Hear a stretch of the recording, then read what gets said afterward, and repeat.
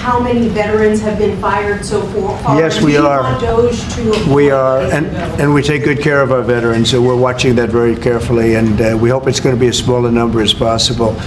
But we are having great success in slimming down our government. It's been really very successful, and some took payouts and buyouts, and others took other things, and some people we're finding out don't even exist. We're finding that we have a lot of people that don't exist, that people thought that did. We will be making a statement on that, but we're taking care of our veterans. We love our veterans. We're going to take good care of them. It's a historic moment to make sure it's a lasting deal, and we... Well, I think that the EU, yeah, I've had problems with the EU because, and we're not talking about, we happen to have a great relationship with you, but we did have, and we do have problems with the EU because they've tariffed us. They do it in the form of a VAT tax, which is about 20%, and many other taxes. They sue our companies. They sued Apple, got 16 or 17 billion dollars, which was, I think, totally a ridiculous decision.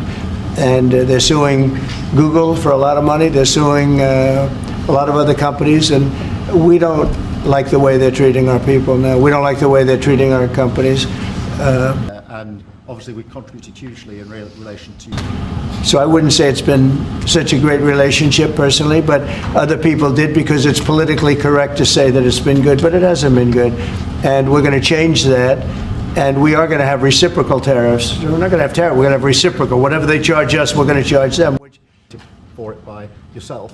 But the EU was very, very tough on us from the standpoint of trade. Then you could take it a step further and go into NATO, and that was a very tough situation for us. I mean, that's been a very tough situation because we were paying a disproportionate share. Thank you. So does that mean there won't be any sanctions on the UK then? We'll have to take a look. I mean, we're going to have a good discussion today, and we have some very talented people on the other side, and we have some people that probably aren't as talented as them, but they're pretty good. Marco, what do you think?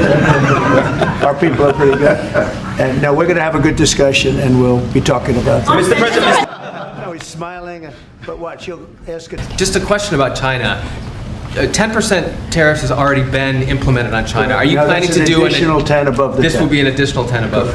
And is there, from the talks with Canada and Mexico so far, are you not seeing the progress that you wanted in order to I don't see it at all. No, not on drugs.